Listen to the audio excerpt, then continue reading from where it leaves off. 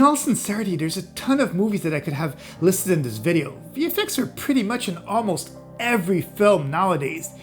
Even if you don't think that there's any special effect, there probably is. But even so, being a film lover, there's still a handful of movies that just left me in awe. So without any further ado, the first movie I'd like to speak about is the 2014 film Edge of Tomorrow, starring one of my favorite actors, Tom Cruise.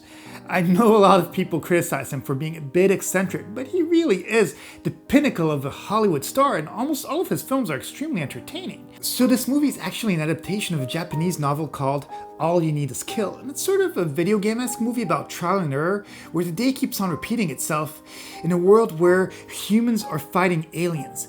Pretty much exactly like in a video game where you restart the stage every time the character dies. What is amazing about this movie is what Framestore's art department and VFX team managed to do is the animation for the mimics, which are the alien creatures in the movie with their glowing yellow and 4 limbs, each covered in tentacles, and led by rare alpha mimics glowing blue with 6 limbs and tentacles too that can grow and retract. Watching it, people may not realize the complexity of the rig, as they had over 2,000 controls for the animation to play with. Another huge challenge was creating vast battlefields with soldiers, helicopters, explosions. Not only were some of the shots full CG, but even some of the camera work was all virtual. VFX work was done on over 400 shots, including the film's underwater finale and a fully CG Paris. And not the Paris that we are used to, but a powerless city with water and fire surrounding it. What's amazing is the fact that such night scenes would not have enough light in order to really shoot them and make them look interesting. So the VFX team had to create creative light with eliminating the fog as it fled from the sides off camera and making it look like the movie night rather than real night. The water, fire, and fog were all done with an in-house fluid simulator called Flush, whereas the lighting was done in a program called Arnold that allows to do F-mode fog and volume shading. Technicalities aside, this movie is beautiful, and who knows, maybe the future of how video games will look and play is not too far off to what they're portraying in this movie. The second movie that I'd like to speak about is the 2015 film The Martian, directed by Ridley Scott. This movie is kind of like Castaway, but set on Mars, and with a ton of technology. This movie is based on Andy Weir's novel and had a significant amount of input from NASA in order to keep the VFX in line with contemporary technologies. If you haven't seen the movie, well, most of it is set on Mars, which made it somewhat hard to shoot on location. In order to create the vast landscapes, Framestore had to create 338 outer space shots and features the build of Hermes, which is a 225 meters in length spaceship that was created just for this movie. At this scale, it creates one of the biggest and most complex structures created for the purpose of a movie. To put it in perspective, that's 2 times the size of the International Space Station, ISS. The reason it was made so big was again for accuracy and not to ground the movie in reality.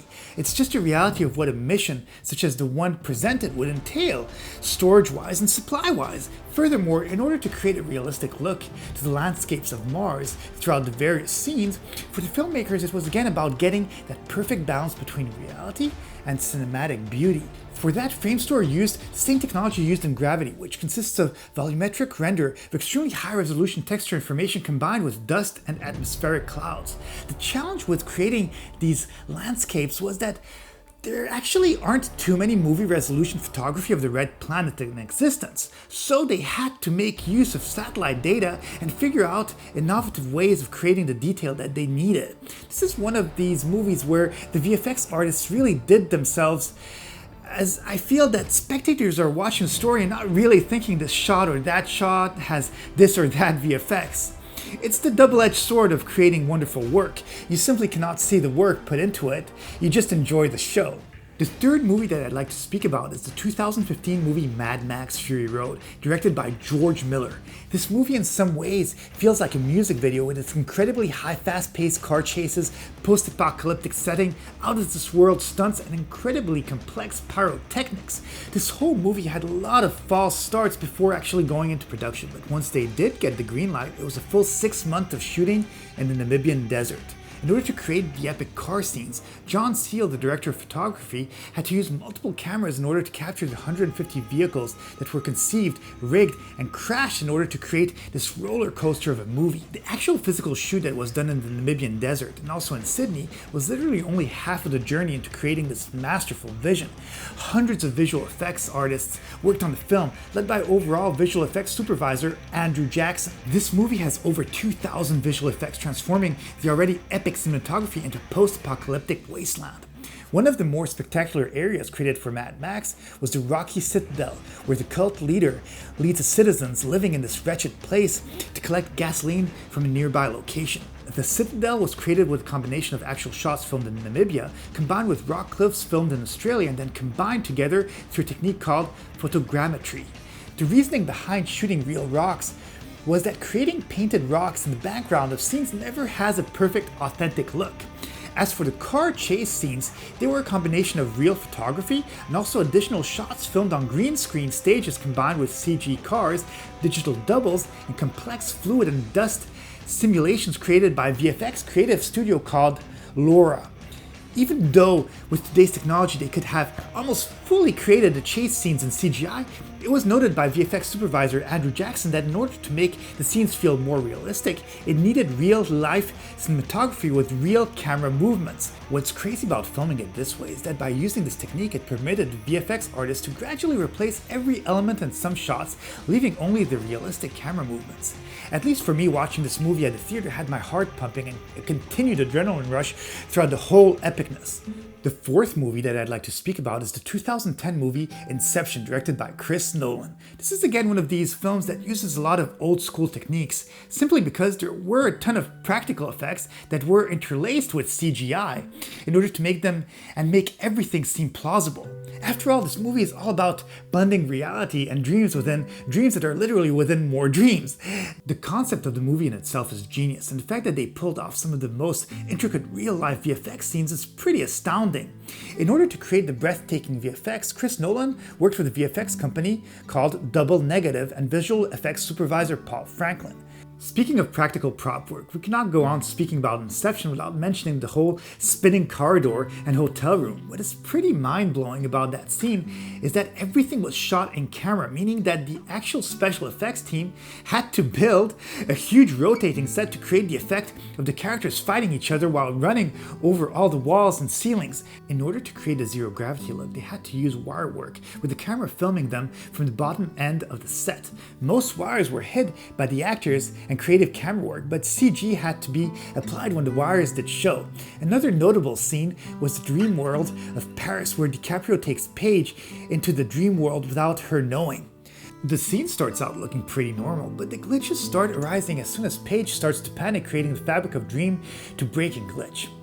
For the explosions, they were able to use in-camera explosions using air mortars to blast debris. That's the beauty of such techniques. They may look violent on camera, but it was extremely safe for the actors to be close to the blasts. Obviously, I wouldn't recommend people to try something similar without expert supervision, but this was done on a professional set. I could go on explaining many more scenes in this movie, but these were some of my favorite special VFX scenes that I could explain in a couple of minutes. So without any further ado, I think that it's time for me to present the fifth and final film of this video. And it's none other than the 2017 film Blade Runner 2049, directed by Denis Villeneuve. This is another movie that is set in the not so distant future and features so many VFX techniques and shots that it could be a video in itself. Blade Runner 2049, being a sequel to the cult 1982 film, needed to be able to mimic the tonal and visual similarities of its predecessor. Set 31 years after the events of the original film, where Harrison Ford is a former police officer hunting humanoid replicants.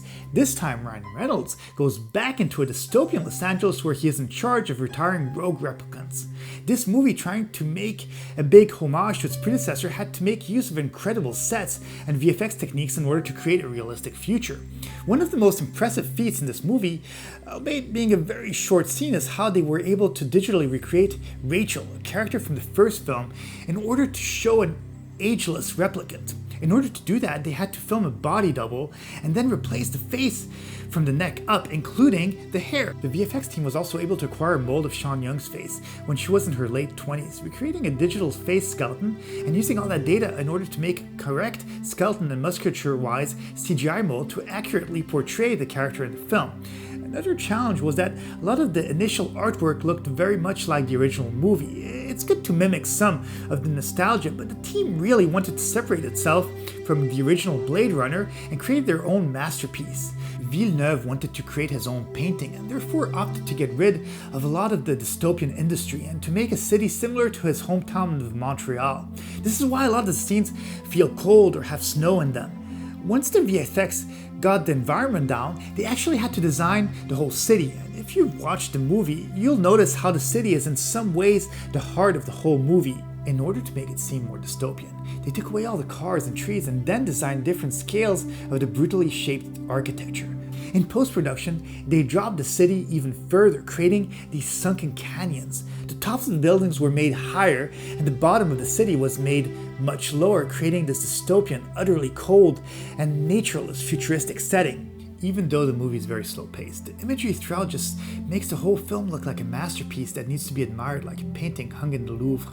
Well, that's it. These were my 5 top films of the last decade. Please be sure to subscribe and hit that like button. As always, I really enjoyed making this video and most certainly would like to explore more films in the future, as there are so many beautiful movies to be spoken about and that have touched me on a personal and professional level. If you have any suggestions of film genres or specific films you'd like me to talk about, well, please be sure to leave me a comment and I can most certainly look into it. Have a great day, and I'll see you in the next video.